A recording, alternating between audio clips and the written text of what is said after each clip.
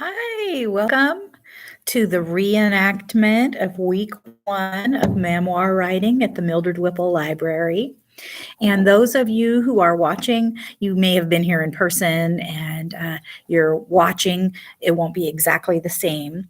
We had some technical difficulties with uploading week 1's class. So we're doing this again. That's why I'm not wearing a mask. We don't have any students in the classroom today. Welcome again to Memoir Writing with the Mildred Whipple Library. And today in week 1, it's really important that we talk about what does memoir mean? And of course, the root word is memory, the same root word as memory. And really what we concluded after our discussion was that memoir can take many forms and be completed for many reasons. We had examples of memoirs that we brought up to say, wow, it really can be very different depending on the purpose and who the writer was. We have everything from Option B by Sheryl Sandberg, which is a wonderful memoir that came out of a tragedy in her life. And then we have Memoir of Tasha Tudor. And so if you're here to learn how to write your life story, or possibly the life story of a loved one, those are all valid reasons and valid memoir starting points. What about if you are thinking about writing a travel memoir and these things, or about a time in your career you wanted to write about things that you learned? And memoir can be instructive. It can be sentimental. It can be just for your family. It can be just for you. You can be intending to publish. You can be intending to never publish. So the first thing that I wanted everyone here to know is that there's no wrong way to do memoir, whether you have journals that you're going to reference or a scrapbook of some sort, or just your own memories. The exercises that we are doing today have to do with how to get started. So I want you to know that these are just my ideas. There's no wrong way to start. I suggested starting with starting with a place that is important to the story you're trying to tell. And when I wanted to do this exercise for my own self, I said, if I were to write about a time in my childhood that I felt very, very safe, I would write about the barn at my home, at my childhood home. And my dad had built the barn, and it was half his shop and half for horses. And on the horse side, we had a tack room. And in that tack room, we had, of course, bins of grain and saddle racks. And those of you who grew up around horses can probably picture it right now. But when I decided to write about it, I started to remember things that if you had asked me,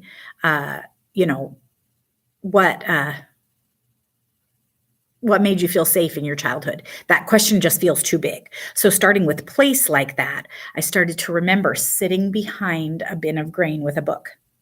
And how all the way around the room, I had my ribbons and trophies hanging from a shelf at the very top of the room.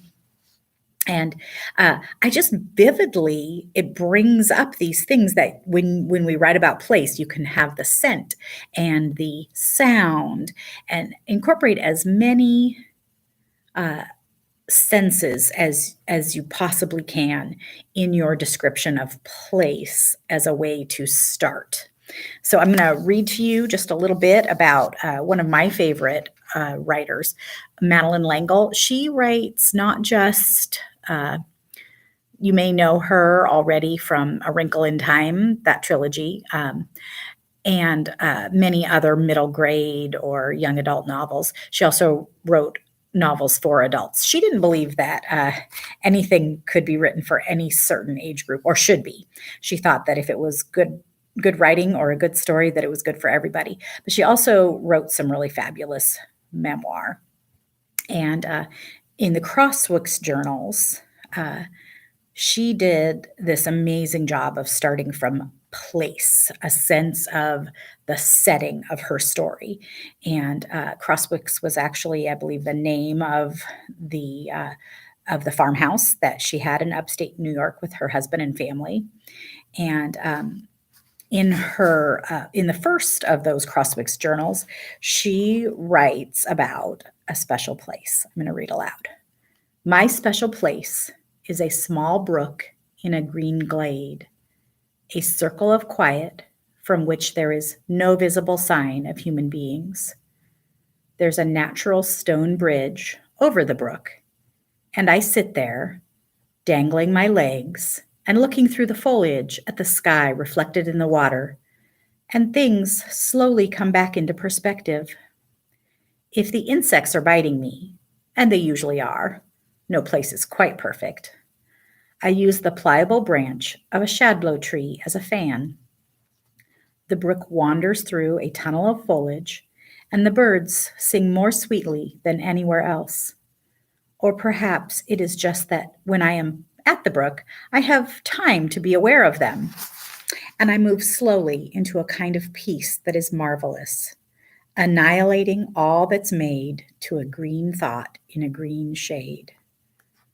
If I sit for a while, then my impatience, crossness, frustration are indeed annihilated, and my sense of humor returns. When we read Madeleine LeNgle's description of a place, we're learning something about her. Any one of us could have sat by that stream and we would have a different description of the stream. So in our first class, when we were together, we took some time. We took about 20 minutes which I have now learned was too long, although everyone seemed to have had a lot come out of that time, to do some free writing, describing a place. And it doesn't have to be, you don't have to sort of say, oh, this place must be, the room I was in when I got the call about my first paying job. It doesn't have to be, you don't have to already have the story in mind. Just think of a place that feels important to you, and then describe it in a free writing thing for between 5 and 20 minutes is our recommendation. If describing place right now, you could pause and you could do that 5 to 20 minute exercise. Some students have told me that they then went on and wrote about more places since that class. And I just love that exercise. I went ahead and wrote during exercise time, I wrote about that place in the barn. And then I remembered times when I asked my dad not to set mouse traps. And I remembered times when my grandma would keep my secret of where I was hiding. And those kinds of memories started to come up that I would not have had otherwise. I also wrote about the first newsroom I ever worked in. And as I just very methodically, almost close your eyes and put yourself there in your mind, and you can see the really large monitors, because it was the early 1990s, and big gray computers and massive gray desks in this bullpen of a newsroom. And I can picture the reporter who sat at the desk behind me and the reporter who sat at the desk to my right. And I could then hear this very specific, we all had a computer and we had a typewriter. It was still important to have a typewriter at that time. And but the memory, as I was just describing place, I could see the editor's office with a big plate glass wall overlooking all of us. And when I saw that in my mind's eye, I remembered that underneath his big wall, or on a table on our side of his window wall, there was an AP machine. And that was a printer that continuously was printing, and it had a certain sound, and that printer just zzz, zzz, zzz, zzz, zzz. And sometimes reporters with nothing urgent to do would stand by the Associated Press and watch as the news came in from around the world. And somewhere in the world, somebody would type something in, and then it would print out in newsrooms everywhere, in small towns and big cities. And that was a memory that I just didn't even know that I had, that, were I writing a story about that time, that would be important. Those details are important. That bullpen atmosphere and that Associated Press, which is completely different than the way that we consume and spread news today, of course. Now, after we talked about a sense of place, we just touched on in this class, I want you to think about some other ways that memoir might be started. It might be important to describe place, and it might not. And then we're going to go back and revisit. I don't know if you can see this, drawn from New England, Tasha Tudor, which was written A Portrait in Words and Pictures by Bethany Tudor. And it has actual very scrapbook elements, which might be something important if you are writing, say, your grandmother's life story. Maybe she left you some things, or she's available to talk to you about some things. And you might start with pictures, with photos of what life was like when Tasha Tudor was young. She went on to be a very famous artist. And so some of her actual art, some of her life work is the illustrations in this memoir. And that's a wonderful way to create memoir if you are if you have a collection of pictures or documents or art that someone created or you created. You can also start with an event. I think maybe I mentioned this one early in the class. And this was our example. There are many people who write memoir based on a major life event. And in the case of Sheryl Sandberg, she wrote this book, Option B, Facing Adversity, Building Resilience, and Finding Joy. Now, this topic is heavy, but it's also instructional. And I think that it's safe to say that one of Sheryl Sandberg's goals in writing Option B was to say, when something tragic happens to you, how do you move forward? How do you gain that adversity? How do you gain that resilience after facing adversity? How do you then find joy? So you can write memoir in order to instruct or inspire. When we go through things, that's one of the only silver linings I think that we can find if we go through something really hard is, how can I rise above, and how can I use my experiences to help others? Oh, I think we had some more examples. Oh, this was a good example of place. Sue Monk Kidd and Ann Kidd Taylor, mother and daughter, journey to the sacred places of Greece, Turkey, and France. This is a good example of start with place.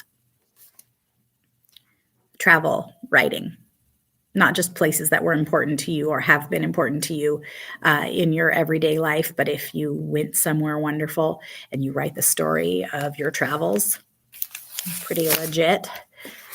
Or similarly to Option B, Sheryl Sandberg's story of how she walked through unexpected widowhood, is we can write memoir to teach something that we've learned, right?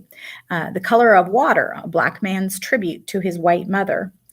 This is James McBride, a pretty powerful memoir. He wrote the story of his mother's life and how race affected her and their whole family.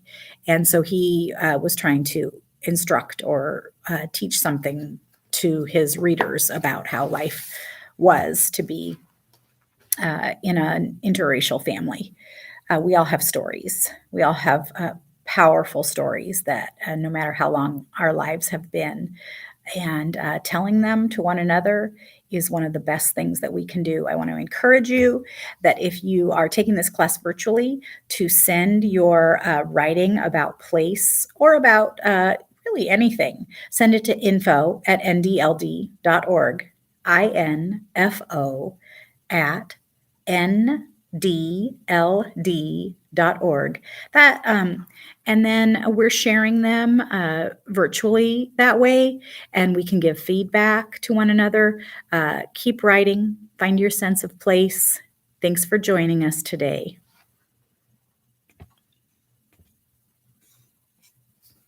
I can't end it. I'm going to try. Here we go.